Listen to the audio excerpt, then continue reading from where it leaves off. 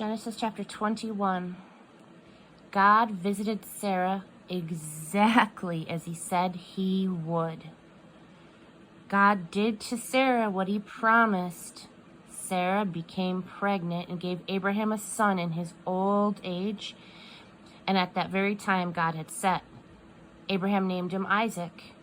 When his son was 8 days old, Abraham circumcised him just as God had commanded. Abraham was 100 years old when his son Isaac was born. Sarah said, "God has blessed me with laughter, and all who get the news will laugh with me."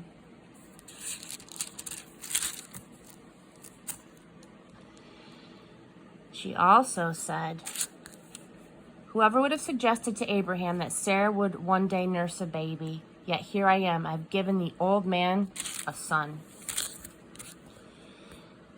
The baby grew and was weaned. Abraham threw a big party on the day Isaac was weaned. One day, Sarah saw the son that Hagar the Egyptian had born to Abraham, poking fun at her son Isaac. She told Abraham, "Get rid of this slave woman and her son. No child of this slave is going to share inheritance with my son Isaac." The matter gave great pain to Abraham. After all, Ishmael was his son. But God spoke to Abraham, "Don't feel badly about the boy and your maid. Do whatever Sarah tells you. Your descendants will come through Isaac. Regarding your maid's son, be assured that I'll also develop a great nation from him. He's your son too." Abraham got up early the next morning, got some food together and a canteen of water for Hagar, put them on her back, and sent her away with a child. Jeez. She wandered off into the desert of Beersheba.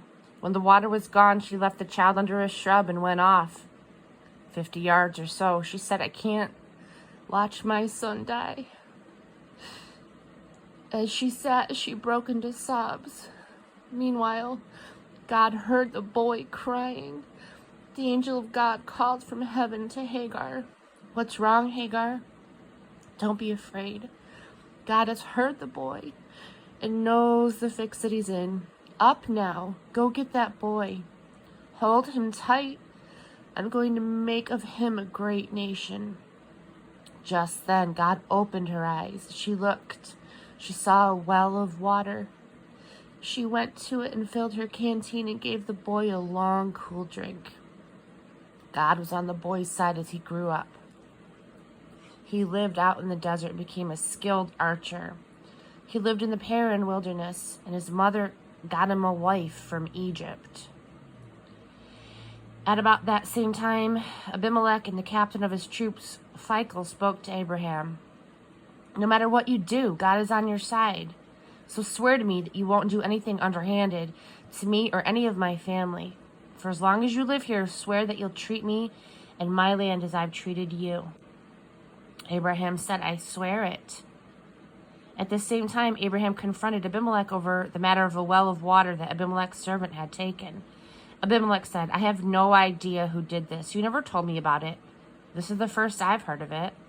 So the two of them made a covenant. Abraham took the sheep and cattle and gave them to Abimelech. Abraham set aside 7 sheep from his flock. Abimelech said, "What does this mean, these 7 sheep that you set aside?" Abraham said, "It means that when you accept these 7 sheep, you take it as proof that I dug this well, that it's my well." That's how the place got named Beersheba, the oath well, because the two of them swore a covenant oath there. After they had made the covenant at Beersheba, Abimelech and his commander Phicol left and went back to the Philistine territory. Abraham planted a tamarisk tree in Beersheba and worshipped God there, praying to the eternal God. Abraham lived in Philistine country for a long time.